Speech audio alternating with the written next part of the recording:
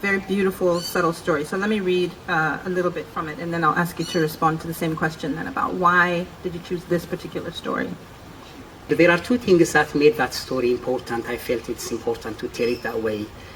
The first thing is how is it that we live when we live in this world? Because a lot of people kind of feel like once you get the opportunity, you mix with everyone and you go with the flow and you don't have to look back and so on. So there is that sense of expectation for a lot of people to act in a certain way. But as a human being, all of us have also this desire to become one with others, to be recognized by others. Whenever we meet with people, especially when we are meeting, unless we are meeting to fight, there's always a desire to be friendly, to talk to someone.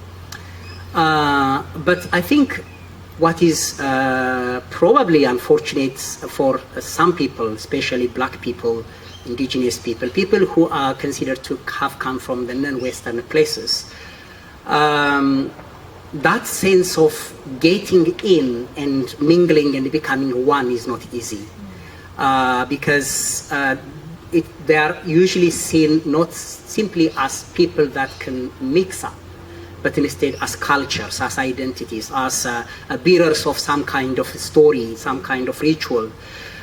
So it was really important for me to tell that these people who, like including myself, who come from other traditions and cultures, in the process of trying to incorporate themselves with others, they start to also reinvent themselves in a new way.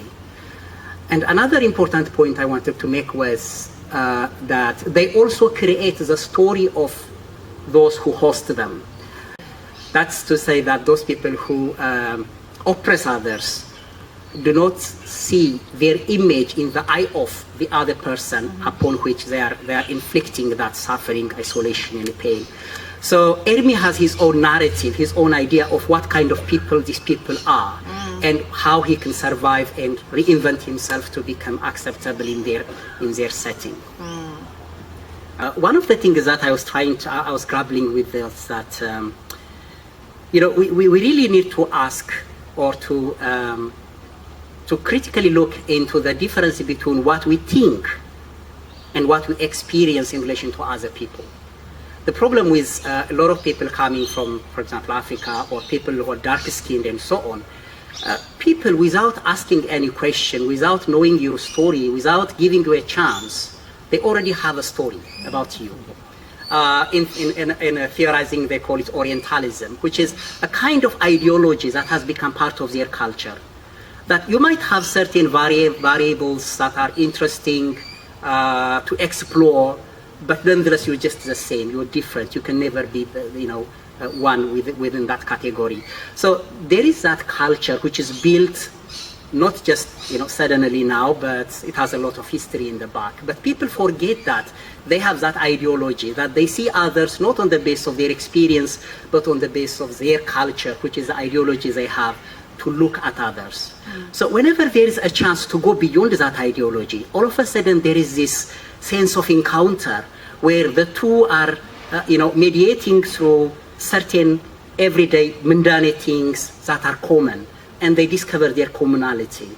So if we are able to go beyond these mental images that we have, which is a very cruel image to have really about people you don't have experience, but you nonetheless have a definition of who they are, then we are able to discover that humanity that connects people together.